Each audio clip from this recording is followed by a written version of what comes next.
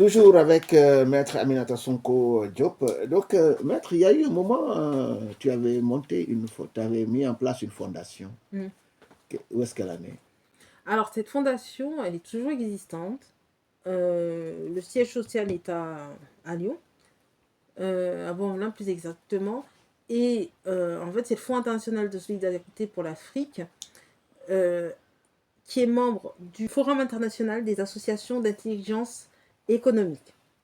Et donc, on se réunit chaque année à Darla avec d'autres associations du monde entier. On a créé le pôle Africain Monde pour pouvoir parler en fait sur l'intelligence économique et puis pour voir en fait dans chaque pays africain comment on peut travailler pour que notre intelligence aussi soit un levier au niveau économique.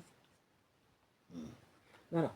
Donc, je suis membre de ce forum depuis, enfin l'association, depuis 2025. On a signé une convention internationale de partenariat. Donc, je suis partenaire.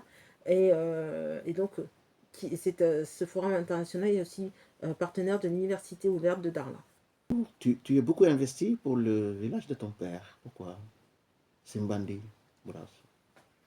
C'est pas une demande. Alors, souvent, des gens pensent que c'est moi qui vais. Non, c'est eux qui sont venus me chercher. Ouais. Ils étaient tellement contentes.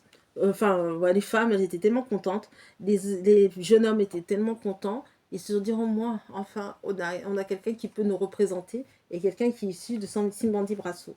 Donc, ils sont venus et ils m'ont donné accès à tout. Alors, ils m'ont mis en relation avec le maire, euh, que je ne connaissais pas, hein, qui s'appelle Lamine Côté, qui est très bien. Euh, et je me suis investie d'une mission. Et puis, alors, on a mis en place une web télé, Birasou Télé. Euh, on a mis en place Birassi News. On a mis en place un club de foot qui s'appelle Nio Kolokoba. Euh, et puis, des activités aussi génératrices de revenus en matière informatique, en matière d'information et de communication. On a mis en place une radio. Des aides aussi par le biais du fonds par l'octroi de bourses, du matériel scolaire, de matériel informatique, etc. Donc en fait, je suis aujourd'hui dignitaire de ce village, parce que c'est eux qui m'ont nommé grand dignitaire, et aussi par rapport à mon grand-père. Donc finalement, j'ai pris la casquette des deux côtés, sans le demander. Et c'est là que vous voyez que, alors peut-être les ancêtres, je sais pas moi, euh, l'univers, Dieu, ça dépendra pour les croyants. Mais en tout cas, c'est là que vous voyez que Dieu et les ancêtres sont forts et que finalement, quand vous ne demandez rien, si vous avez une mission de vie, ben, vous êtes obligé de la porter. Voilà. Et voilà, c'est là que j'ai appris l'histoire de mon grand-père.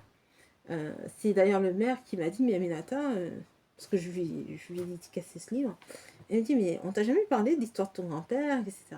Je lui ai dit non. Ça, c'est du côté de ton père cette fois-ci. Ouais. Elle me dit, mais ton grand-père, c'était un grand homme, etc. Et c'est vrai, c'était le fondateur du village de Simon de Brasson. D'accord. Bon, moi, on me l'avait dit, mais je n'étais pas rentrée dans les détails. Et quand j'ai regardé, j'ai vu que mon grand-père, oui, c'était un grand homme. Mon grand-père était un grand homme, et puis je suis remontée jusqu'à Nianing Sonko, jusqu'à l'Empire des Keita, et le grand empire du Mali. Et il faut savoir que mon ancêtre, en fait, c'était un chevalier, donc on lui a dit, bon, ben, toi, tu pars au sud du Sénégal, l'Empire du Gabou, et puis tu vas gérer de la Gambie jusqu'à Guinée-Bissau. Donc, oui, et c'est là que j'ai appris que j'avais des attaches au Mali, un peu partout. Et finalement, quand j'allais, même dans les villages, parce que là, on dit ton nom de famille, ok, mais t'es de quelle lignée? Et je disais Faye Sonko. Et elle me disait, ah, punaise. Et donc, même le maire, on le mettait de côté. Hein. C'est-à-dire que moi, j'étais la reine, on venait, Ouais. bon, Madame Sonko, venez vous mettre là et tout. Et finalement, le maire me dit, mais t'as pas besoin de moi. Hein. Et donc, moi, je me rendais pas compte de tout ça. Et je me rendais pas compte de cette histoire, c'est-à-dire que j'étais en France, un peu déconnectée. Et je me dis, bon, là-bas, c'est le village, etc. Mais il y a aussi une autre réalité au village, c'est-à-dire que c'est là que je me suis rendu compte que bah, mes parents, puis c'était les années 70, hein, ils se sont mariés parce qu'ils étaient tous les deux issus de la noblesse. Si à l'époque on pouvait pas se marier, c'est-à-dire qu'un roturier ou comment on appelle ça, un toggle ou un griot ne pouvait pas épouser un, un noble. Et c'est pour ça qu'ils se sont mariés. Et c'est, en fait, c'est leur histoire. Euh, mais finalement, ils n'ont jamais vulgarisé ça parce qu'ils sont sortis et puis ils ont dû affronter d'autres réalités. Ami, si aujourd'hui ta vie c'était une plaine au milieu de laquelle il y avait une montagne, si tu étais au sommet de la montagne, qu'est-ce que tu verrais aujourd'hui par rapport à tout ce que tu as vécu jusqu'ici? Oh, ben, je verrai cette petite fille là qui est née en France, qui a grandi avec deux parents d'origine sénégalaise qui ont des histoires différentes, à qui on a conté des histoires, mais qui ne comprenaient rien. Hein, parce que euh, elle voyait que l'Afrique, en fait, c'était des gens en tutu, en paille etc., qui ne comprenaient rien. Qui a fait sa première expérience au Sénégal, elle avait 13 ans, qui a rencontré ses grands-parents, qui a rencontré son histoire, qui a essayé de comprendre euh, les deux mondes qui l'entouraient, la France, le Sénégal, et qui a eu tous les obstacles du monde, mais qui, grâce à ces obstacles, a pu se construire et a pu grimper au sommet de la montagne. À travers la petite fille de l'ombre, tu offres un récit intime, mais aussi universel, parce que c'est un concept qui te plaît beaucoup, l'universalisme. Aussi, tu parles à la mémoire, d'identité, de transmission.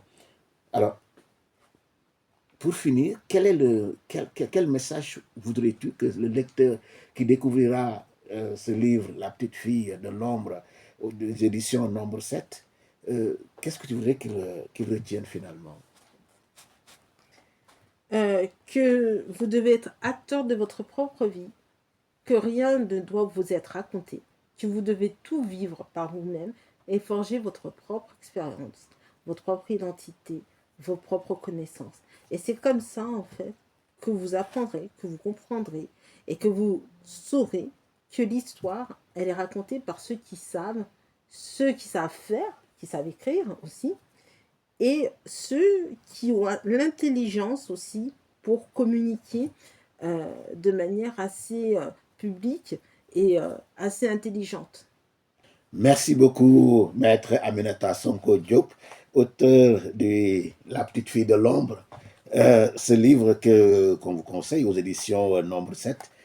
Merci d'avoir partagé tout ce moment avec nous, ton Merci. histoire, mais également l'histoire de la famille, l'histoire de ton environnement, l'histoire de ton parcours. Aujourd'hui, tu es aussi avocate au barreau de Lyon.